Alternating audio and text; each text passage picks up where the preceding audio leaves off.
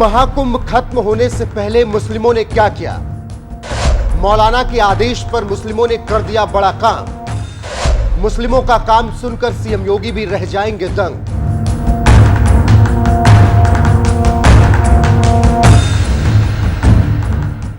महाकुंभ धीरे धीरे समाप्ति की तरफ बढ़ रहा है। 13 जनवरी से शुरू हुआ महाकुंभ 26 फरवरी को महाशिवरात्रि के साथ संपन्न हो जाएगा। सनातन संस्कृति के महापर्व महाकुंभ की आस्था में डुबकी लगाने वालों ने इतिहास रच दिया।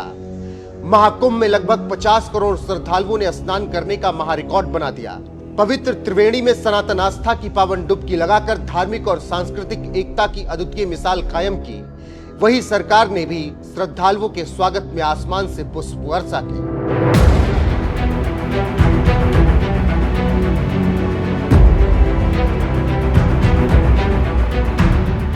भव्य और दिव्य महाकुंभ की इन तस्वीरों ने सबका दिल जीत लिया।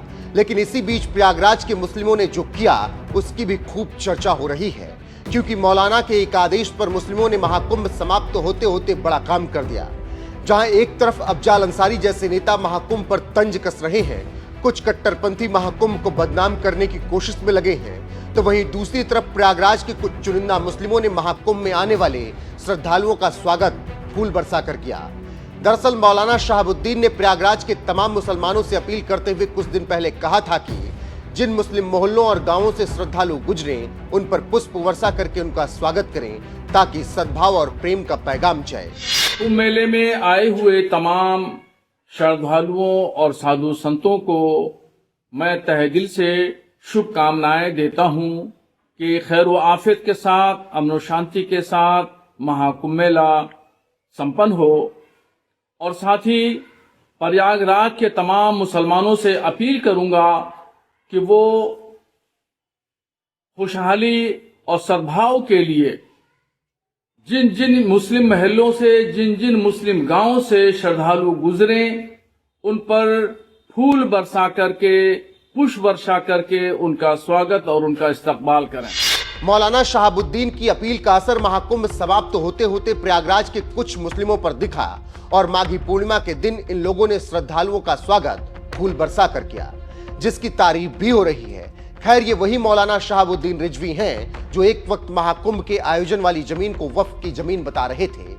वहीं योगी का तेवर देखने के बाद मौलाना शहाबुद्दीन भाईचारे का पैगाम देते हुए नजर आए थे, क्योंकि सीएम योगी ने कहा था कि जो लोग भी ऐसी बातें करेंगे उन्हें डेंटिंग पेंटिंग से गुजरना पड़ सकता है। ऐसे में मौलाना शहाबुद्दीन रिजवी ने मुस्लिम समुदाय से जो अपील की थी उसके बाद उसका असर माघी पूर्णिमा पर देखने को मिला, जब प्रयागराज के कुछ चुनिंदा मुस्लिमों ने पुष्प वर्षा करके श्रद्धालुओं का स्वागत किया। लेकिन इस बीच मौलाना शहाबुद्दीन रिजवी का वो भी बयान सुर्खियों में रहा जिसमें वो महाकुंभ के आयोजन वाली जमीन को वक्फ की जमीन बता रहे थे। प्रयागराज के जो मुसलमान हैं उनमें से एक सरताज नाम के हैं, उन्होंने इस बात की जानकारी दी और कहा, एलानिया तौर पर इस बात को कहा कि जो जमीन है, जिस जमीन पर, जमीन के बहुत सारे हिस्से पर जो शामियाने तंबू वगैरह लगाए गए हैं, इंतजाम किए गए हैं, मेला लग रहा है, ये वक्फ की जमीन है और वहां के मुसलमानों की जमीन है।